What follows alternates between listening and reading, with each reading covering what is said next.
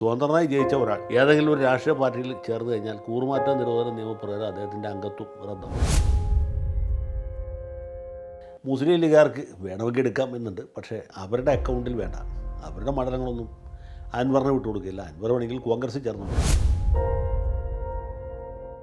UDF കുഴപ്പത്തില്ല, കാരണം അൻവറിൻ്റെ പിന്തുണ ഇല്ലാതെ UDF ആ സീറ്റ് പിടിക്കുക അത്ര എളുപ്പമല്ല. അൻവർ മത്സരിക്കുന്നില്ല. കേരള പോലീസ് പൂർണ്ണമായി സംഖ്യവൽക്കരിച്ചിരിക്കുന്നു എന്നൊക്കെയുള്ള ഒരു നറേറ്റീവ് ഉണ്ടാക്കിക്കൊണ്ടിരിക്കുകയാണ്. അതൊന്നും ക്ലച്ച് പിടിച്ചിരുന്നില്ല.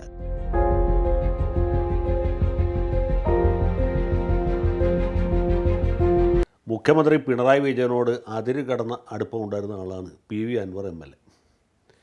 സാധാരണ CPMകാർക്ക് അനുവദിക്കാത്ത പല സ്വാതന്ത്ര്യങ്ങളും അദ്ദേഹം അൻവറിന് അനുവദിച്ചു. അങ്ങനെയുള്ള അൻവർ പെട്ടെന്നൊരു ദിവസം മുഖ്യമന്ത്രിക്കെതിരായിട്ട്, അല്ലെങ്കിൽ അദ്ദേഹം ഭരിക്കുന്ന ആഭ്യന്തര വകുപ്പിനും പോലീസിനും എതിരായിട്ട് തിരിയുന്നു. ആദ്യം മലപ്പുറം SP ക്കെതിരായിട്ടാണ് തുടങ്ങിയത്, പിന്നീട് മുൻ SP ക്കെതിരായി, പിന്നീട് ക്രമസമാധാന പരിപാലനത്തിൻ്റെ ചുമതലയുള്ള ADGP അജിത് കുമാറിനെതിരായി. അപ്പോൾ തന്നെ ഇദ്ദേഹത്തിന് ആരാധകരടക്കമുള്ള ആളുകൾ പെട്ടെന്ന് അമ്പരന്നു, എന്താണ് ഈ പുള്ളിക്ക് പറ്റിയത്. പലരും വിചാരിച്ചത് മുഖ്യമന്ത്രിയുടെ മൗനാനുവാദത്തോട്ടാണ് അൻവർ ഇതുപോലുള്ള പ്രതിഷേധങ്ങളൊക്കെ നടത്തുന്നത് എന്നാണ്. അടുത്ത സ്റ്റേജിൽ അദ്ദേഹം P ശശിക്കെതിരായിട്ട് ആരോപണം ഉന്നയിച്ചു. പിന്നെ മുഖ്യമന്ത്രി പിണറായി വിജയന് നേരെ തന്നെ വിരൽ ചൂണ്ടി. അപ്പോൾ സംഗതി സീരിയസ് ആയി. അതുവരെ ഇദ്ദേഹത്തിൻ്റെ ആരാധകരെ നിന്ന് പലരും പിന്മാറി. ഞാൻ ആ ഘട്ടത്തിൽ തന്നെ പറഞ്ഞിരുന്ന ഒരു കാര്യമുണ്ട്, അൻവർ അങ്ങനെ ഒന്നും കാണാതെ ആത്മപ്രചോദിതനായിട്ട് രംഗത്ത് വന്നതല്ല. അദ്ദേഹത്തിൻ്റെ പിന്നിൽ പ്രബലരായ ആളുകളുണ്ട്. പ്രധാനമായിട്ട് CPMനകത്ത് തന്നെയുള്ള ചില നേതാക്കന്മാർ. അവർ പിണറായി വിജയനെ തൽസ്ഥാനത്ത് നിന്ന് നീക്കാനും ഇവരിൽ ഒരാളെ മുഖ്യമന്ത്രിയായിട്ടും മറ്റ് പാർട്ടി സെക്രട്ടറിയുടെയൊക്കെ പദവിയിലേക്ക് കൊണ്ടുവരാനുള്ള ഒരു ശ്രമത്തിൻ്റെ ഭാഗമായിട്ടാണ് പാർലമെൻറ്റ് തെരഞ്ഞെടുപ്പിലുണ്ടായ വമ്പിച്ച പരാജയത്തിൻ്റെ പാപഭാരം പൂർണ്ണമായിട്ടും മുഖ്യമന്ത്രിയുടെ മേൽ കെട്ടിവെക്കാൻ, അങ്ങനെ ഒരു കൊട്ടാര വിപ്ലവം നടത്താൻ വേണ്ടിയാണ്. പക്ഷേ അടുത്ത ഘട്ടത്തിൽ എന്ത് പറ്റി വെച്ചാൽ, പിണറായി വിജയൻ കണ്ണൂരിട്ട് കഴിഞ്ഞപ്പോൾ ഈ വിമത നേതാക്കന്മാർ പിന്മാറി. വിമത നേതാക്കന്മാർ മാത്രമല്ല, UAE കേന്ദ്രീകരിച്ച് പ്രവർത്തിക്കുന്ന ചില വ്യവസായികളും ഈ നീക്കത്തിന് പിന്തുണ കൊടുത്തു. അവരുടെ സാമ്പത്തിക പിന്തുണ കൂടി കൊണ്ടാണ് അൻവർ ഇങ്ങനെ വലിയ വിപ്ലവത്തിന് ഒരുമ്പെട്ടത്. അല്ലാണ്ട് പാർട്ടിക്കാരെ കണ്ണടച്ച് വിശ്വസിച്ച് വിപ്ലവത്തിന് പുറപ്പെട്ടാൽ എന്തായിരിക്കും സ്ഥിതി എന്നൊക്കെ അദ്ദേഹത്തിന് അറിയാം. ഏതായാലും അത് അമ്പേ പാളിപ്പോയി. മുഖ്യമന്ത്രി കൂടുതൽ ശക്തനായി. അൻവറിൻ്റെ ജൽപ്പനങ്ങൾക്ക് ചെവി കൊടുക്കേണ്ടതില്ല എന്ന് പാർട്ടി തീരുമാനിച്ചു. മുമ്പ് അൻവറിന് എല്ലാവിധത്തിലുള്ള സഹായ സഹകരണങ്ങൾ ചേർന്ന് അദ്ദേഹത്തിന് കാര്യങ്ങളൊക്കെ എത്തിച്ചു കൊടുത്തുകൊണ്ടിരുന്ന ആളുകൾ പോലും അദ്ദേഹം ഫോൺ വിളിച്ചെടുക്കാതെ, അങ്ങനെ അൻവർ പൂർണ്ണമായിട്ട് ഒറ്റപ്പെട്ടു. പിന്നീട് അദ്ദേഹം പാലക്കാട്, ചേലക്കര, അതുപോലെ തന്നെ വയനാട് ഉപതെരഞ്ഞെടുപ്പിൽ UDFന് അനുകൂലമായ നിലപാട് സ്വീകരിക്കുന്നു എന്ന ഒരു മട്ട് കാണിച്ചു. അപ്പോൾ തന്നെ ചേലക്കരയിൽ അദ്ദേഹം ഒരു സ്ഥാനാർത്ഥിയെ നിർത്തി. ആ സ്ഥാനാർത്ഥിക്ക് കാര്യമായ വോട്ടൊന്നും കിട്ടിയില്ല. അൻവറിൻ്റെ സ്ഥാനാർത്ഥിയും നോട്ടയും തമ്മിലായിരുന്നു ചേലക്കരയിലെ മത്സരം. അങ്ങനെ വന്നപ്പോൾ മൊത്തത്തിൽ ഇദ്ദേഹത്തിൻ്റെ കാര്യം വളരെ ബുദ്ധിമുട്ടായി. പുള്ളി ആദ്യം DMKയിൽ ചേരാൻ ഉദ്ദേശിച്ചു. അത് നടക്കാതെ വന്നപ്പോൾ സമാജ്വാദി പാർട്ടിയിൽ പോകാൻ ഉദ്ദേശിച്ചു. അതും ഫലിക്കാതെ വന്നപ്പോൾ തൃണമൂൽ കോൺഗ്രസ്സിൽ ചേർന്നു. അപ്പോൾ സ്വതന്ത്രനായി ജയിച്ച ഒരാൾ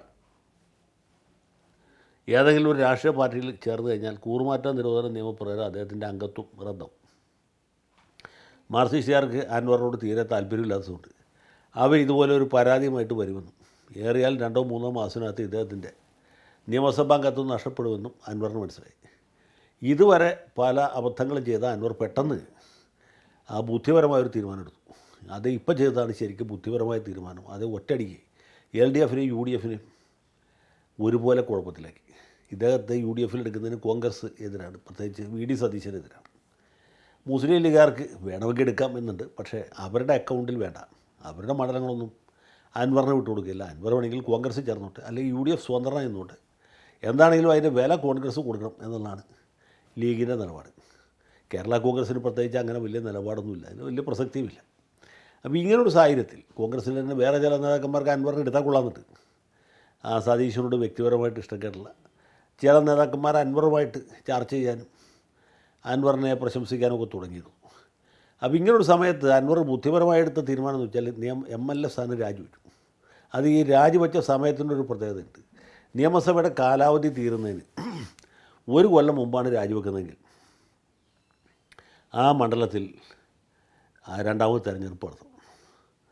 അല്ലെങ്കിൽ 1 കൊല്ലത്തിൽ കുറവേ ഉള്ളുവെങ്കിൽ തെരഞ്ഞെടുപ്പ് വേണ്ട. ഇപ്പോൾ CPM-കാരെ എന്തായിരിക്കും ചെയ്യാൻ ഉദ്ദേശിച്ചത് എന്ന് വെച്ചാൽ ഇദ്ദേഹത്തിന് ഒരു പരാതി കൊടുക്കുന്നു. സ്പീക്കർ അത് കുറച്ച് നാൾ വലിച്ചു നീട്ടിക്കൊണ്ട് പോകുന്നു.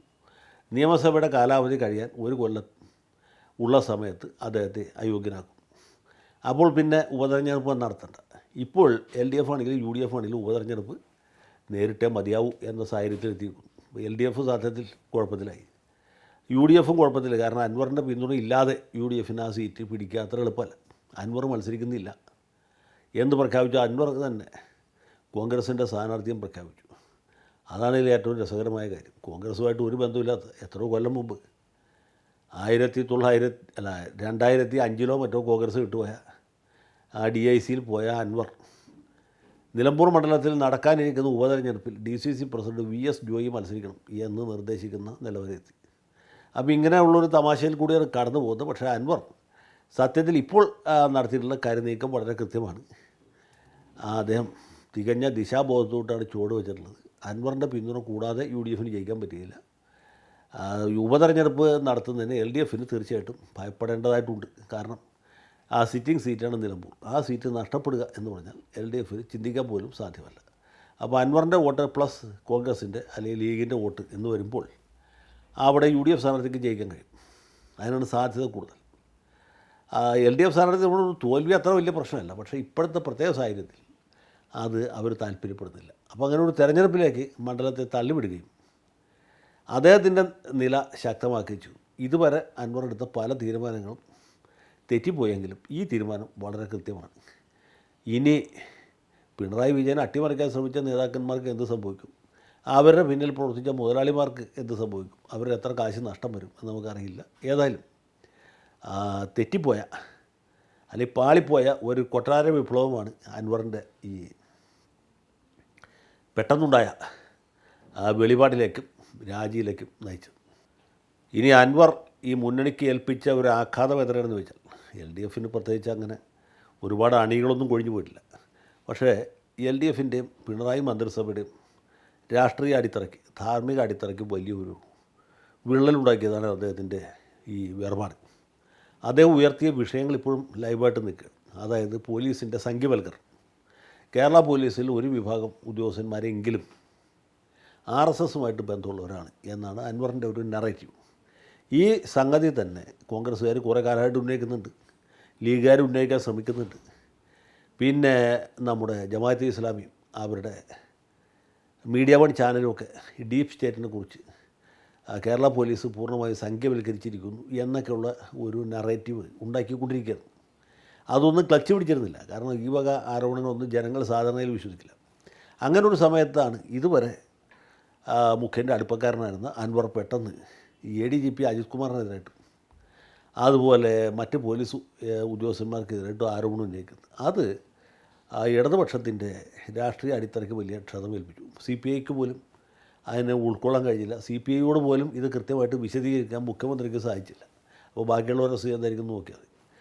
ന്യൂനപക്ഷ സമുദായങ്ങൾക്കിടയിൽ, പ്രത്യേകിച്ച് മുസ്ലിം സമുദായത്തിൻ്റെ ഇടയിൽ പിണറായി വിജയനും പോലീസിനും ഉണ്ടായിരുന്ന വിശ്വാസ്യത പൂർണ്ണമായും നഷ്ടപ്പെട്ടു. ഒരു കാരണവശാലും അവരിൽ നിന്ന് നീതി കിട്ടുകയില്ല എന്നൊരു തോന്നൽ ജനങ്ങളുടെ ഭാഗത്ത് ഉണ്ടായി എന്നുള്ളതാണ് അതിനകത്ത് പ്രത്യക്ഷമായ ഒരു ഫലം. പിന്നെ അൻവർ തൃണമൂൽ കോൺഗ്രസ്സിൽ ചേർന്നുകൊണ്ട് വലിയ മാറ്റമൊന്നും ഉണ്ടാവും എന്ന് ഞാൻ വിചാരിക്കുന്നില്ല. തൃണമൂൽ കോൺഗ്രസ് കേരളത്തിൽ ഒരു വലിയ രാഷ്ട്രീയ ശക്തിയായിട്ട് വളർന്നു വരാനുള്ള സാധ്യതയുമില്ല. അൻവറിന് ഒരുപക്ഷെ അടുത്ത നിയമസഭാ തെരഞ്ഞെടുപ്പിൽ കോൺഗ്രസിൻ്റെ അക്കൗണ്ടിൽ ഏതെങ്കിലും ഒരു സീറ്റ് കിട്ടിയേക്കാം. അദ്ദേഹത്തിന് നിലമ്പൂർ സീറ്റോ അല്ലെങ്കിൽ തവന്നൂർ സീറ്റോ ഒക്കെ കൊടുക്കാൻ സാധ്യതയുണ്ട്. ഒരുപക്ഷെ പൊന്നാനി ആകാൻ സാധ്യതയുണ്ട്. അതിനപ്പുറത്തേക്ക് വലിയ വിപ്ലവമൊന്നും ഉണ്ടാക്കാനായിട്ട് അൻവറിന് സാധിക്കില്ല. തൃണമൂൽ കോൺഗ്രസ് ഇവിടെ ജയിക്കാനുള്ള സാധ്യത വളരെ കുറവാണ്.